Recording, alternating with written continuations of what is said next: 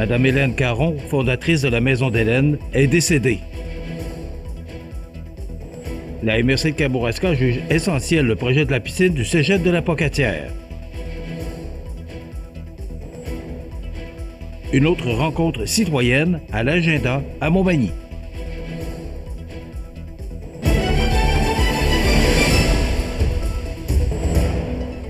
Mardi 15 octobre 2024. Bonjour mesdames et messieurs et bienvenue à votre bulletin d'information sur le réseau de télévision CMA-TV et bon début de semaine. C'est avec une profonde tristesse que nous apprenions en fin de semaine sur la page Facebook de la Maison d'Hélène le décès de Mme Hélène Caron, présidente fondatrice de la Maison pour soins palliatifs, la Maison d'Hélène à Montmagny. Mme Caron est décédée le vendredi 11 octobre dernier. Mme Caron occupait, encore jusqu'à son décès, le poste de présidente du conseil d'administration de la Maison d'Hélène. Mme Caron était encore très impliquée à la Maison d'Hélène par son bénévolat et sa présence dans plusieurs secteurs d'activité, et ce, jusqu'à tout récemment. Toute l'équipe de CMA-TV désire offrir à la famille, aux proches et aux nombreux amis ses plus sincères condoléances.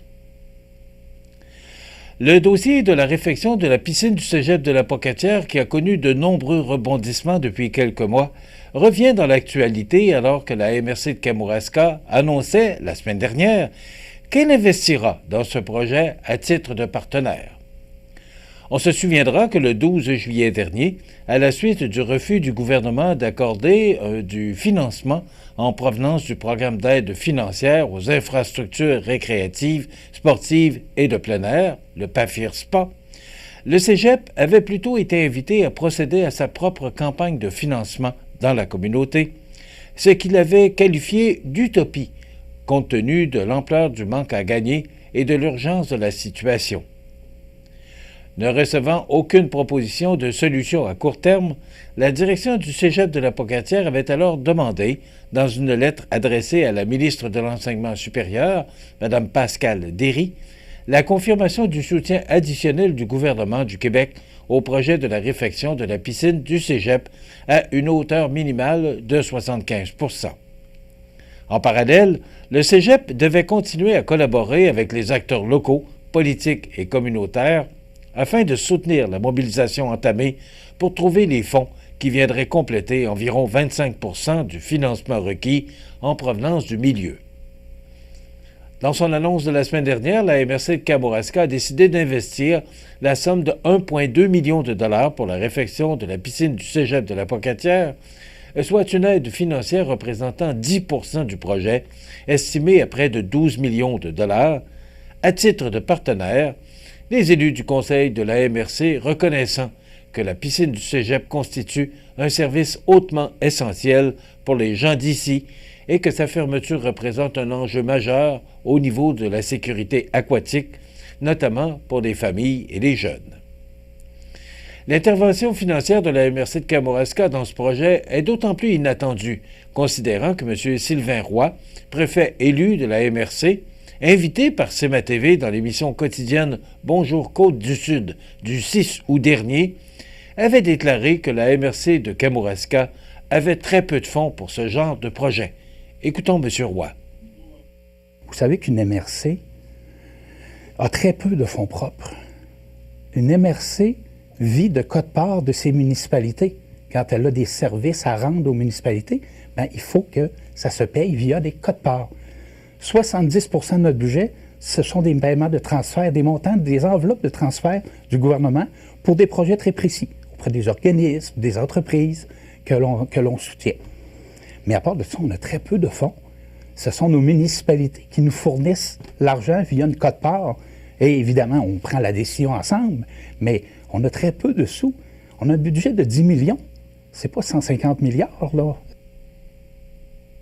M. Roy ajoutait lors de l'annonce de l'investissement la semaine dernière que, et je cite, « Le conseil de la MRC fait sa part et s'est appliqué à trouver un scénario le plus réaliste possible tout en ayant un très grand souci du respect de la capacité de payer des citoyens du Kamouraska dans un contexte économique difficile. » M. Roy souligne l'importance de la mobilisation citoyenne entourant le dossier et salue, avec grande fierté, le travail et l'implication des élus du conseil de la MRC et de la direction.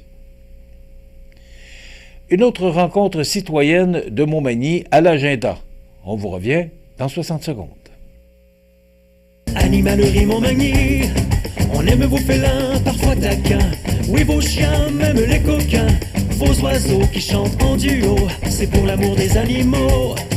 Animalerie Montmagny, pour l'amour des animaux. Bonjour, ici Daniel Lachance. Ce vendredi, nous parlons de votre santé. Ne manquez pas les conseils de votre pharmacien à CMA-TV.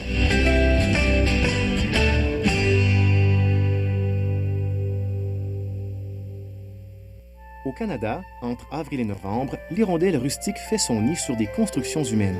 L'hiver, les hirondelles migrent vers le sud et l'Amérique centrale. Elles reviennent chaque année faire leur nid, souvent au même endroit. Les hirondelles rustiques cherchent les parcs et les champs pour se nourrir, mais les pesticides, les changements climatiques et d'autres facteurs menacent leur survie. Aidez-les en leur fournissant des sites de nidification et en jardinant sans pesticides. Et ce n'est qu'un début. Pour en savoir plus sur l'hirondelle rustique, visitez ffdp.ca. Vous regardez CMA-TV, le réseau de l'information sur la Côte-du-Sud. Le développement du territoire sera le prochain thème abordé lors d'une 3e rencontre citoyenne qui se tiendra le lundi 4 novembre prochain, en soirée, à l'Espace citoyen. Après l'environnement, l'événement et la jeunesse, le développement du territoire sera le sujet de la prochaine rencontre citoyenne qui sera animée par Mme Mireille Thibault et M. Jesse Croteau, membres du conseil municipal de la ville de Montmagny. Appuyé par le maire Marc Lorrain, cette rencontre se veut un moment d'échange convivial pour entendre les idées et la vision des Magnymontois issus de divers secteurs d'activité afin de renforcer la prospérité et d'améliorer le bien-être de la population. Le développement du territoire est un sujet vaste ayant de nombreuses facettes. Qu'il soit économique, environnemental, social ou culturel, le développement peut prendre différentes formes et inspirer toutes sortes d'idées ayant, pour finalité, l'amélioration du bien-être et la qualité de vie de la population. Lors de cette 4e rencontre citoyenne, nous voulons donc vous entendre afin d'amener Montmagny encore plus loin, d'expliquer les élus qui espèrent que la thématique en inspirera plus d'un. Pour que tout le monde soit à l'aise de s'exprimer et que la discussion soit agréable, un maximum de 20 participants est souhaité. Selon les inscriptions reçues, l'âge, le genre, les champs d'intérêt et l'implication pourraient être considérés au moment de former le groupe. Les policiers et policières bénévoles de l'Association canadienne des dons d'organes et de tissus, l'ACDO, seront mis en lumière lors du 10e défi Chaîne de vie, qui se tiendra dans les montagnes d'une quinzaine de régions du Québec pendant la fin de semaine des 19 et 20 octobre prochains. Dans le cadre de la Journée mondiale du don d'organes et de la greffe, le 17 octobre, des centaines de personnes en lien avec la chaîne de vie, de l'éducation à la transplantation, se réuniront aux 4 coins de la province pour gravir des montagnes et envoyer un message d'espoir aux 853 personnes en attente d'une greffe au Québec. Toute la population est invitée à se joindre au mouvement en participant à l'événement. Dans la région de Chaudière-Appalaches-Sud, le défi Chaîne de vie se tiendra exceptionnellement en semaine, soit le jeudi 17 octobre, au mont Hadstock. Quelques 125 élèves de la polyvalente de Thetford Mines participeront à la montée en pleine journée mondiale du don d'organes et de la greffe. Ayant suivi le programme Chaîne de vie en classe, ils démontreront ainsi leur appui à l'éducation, aux dons d'organes et de tissus, tout en perpétuant le souvenir de 2 anciens élèves de leur école qui ont fait don de leurs organes lors de leur décès en 2020. Célébrant son 10e anniversaire, ce défi rassembleur se tiendra sous la présidence d'honneur du philanthrope Jean-Pierre Léger. Appuyer Chaîne de vie, c'est soutenir la mission éducative du don d'organes et de tissus en milieu scolaire. En étant éduqués à cet enjeu vital, les jeunes peuvent prendre une décision libre et éclairée et, ainsi, devenir des ambassadeurs de la discussion en famille, estime le vice-président de la Fondation Famille Léger, partenaire de l'organisme depuis 2019. Des policiers et policières d'une douzaine de corps policiers et de contrôle routier Québec se rendent disponibles bénévolement pour transporter des organes à toute heure du jour et de la nuit. Quand ils reçoivent un appel de Transplant Québec pour une demande de transport d'organes, ces volontaires abandonnent tout sur le champ pour accomplir leur délicate mission et participer à sauver des vies. Le défi Chaîne de vie est une activité de financement et de solidarité pour soutenir la mission éducative de Chaîne de vie qui est d'éduquer les jeunes de 15 à 17 ans au don d'organes et de tissus dans les écoles secondaires du Québec. Comme le souligne Lucie Dumont, présidente fondatrice, l'éducation des jeunes est indubitablement une solution à privilégier pour le développement de valeurs citoyennes garantes de la réussite du don d'organes et de tissus dans la population. Depuis plus de 10 ans, le programme Chaîne de vie fait vivre aux élèves des activités pédagogiques propices à la construction d'une opinion éclairée au regard du don d'organes et de tissus. Les adolescentes et adolescents deviennent alors les émissaires d'échange sur le sujet au sein de leur famille ainsi que dans la société actuelle et future. Les sports, présentés par Groupe Corriveau, entrepreneurs électriciens et plomberie, un appel, 4 services. Groupe Corriveau à Montmagny, 88 248 8992, votre solution.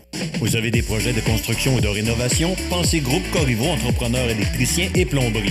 Un appel, 4 services, 88 248 8992, Groupe Corriveau à Montmagny ou groupecorriveau.com. La solution pour du travail bien fait.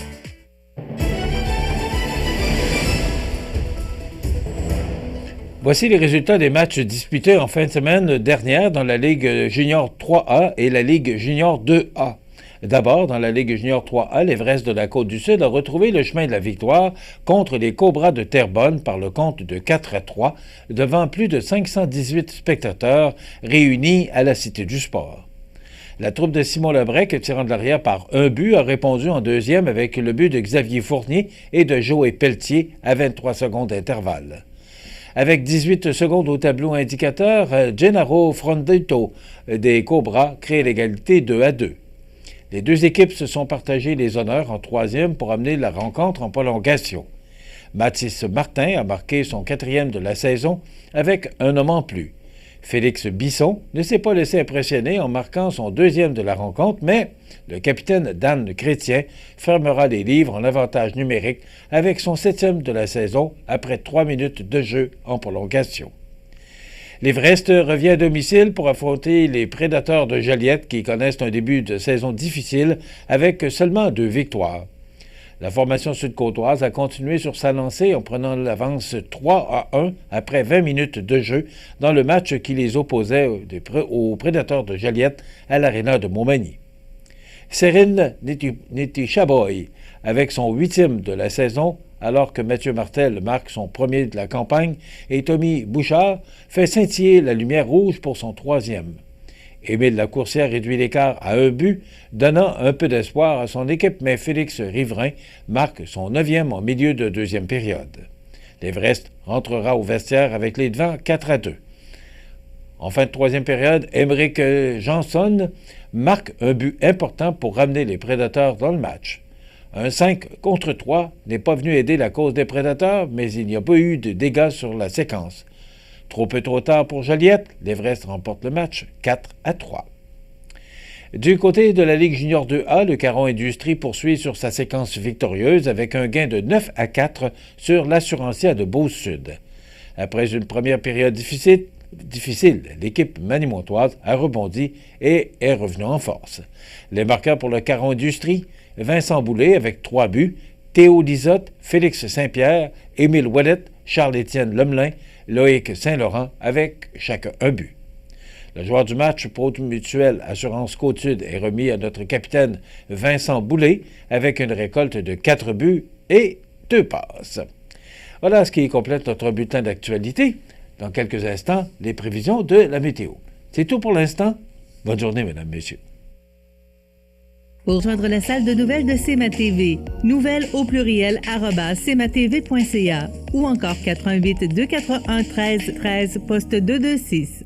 Les prévisions de la météo. Une présentation de Promutuelle Assurance Montmagny-Lillet. Toujours à l'écoute de vos besoins.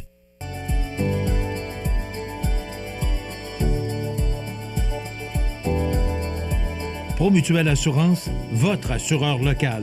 88 248 7940. La la la la la la la.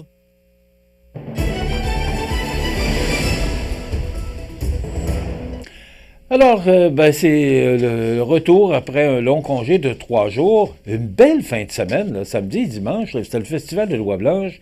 Il y avait de l'activité en ville. C'était vraiment beau. Mais hier, remarquez, ça prend toujours un peu de pluie, mais il y a vraiment plu abondamment. Et dans certaines régions, là, Parc des Laurentides, Charlevoix, il y a eu de la neige. Puis il semblerait qu'on n'y échappera pas. On va regarder d'abord l'image satellite là, qui démontre qu'il fait soleil actuellement, ça s'est dégagé, mais ça va s'ennuager à nouveau.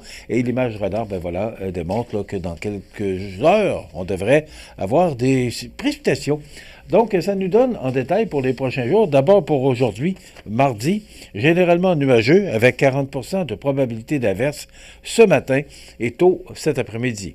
Pluie intermittente qui débute en après-midi, des vents devenant du sud-ouest à 20 km avec des rafales à 40 en avant-midi, maximum frais de 10 degrés.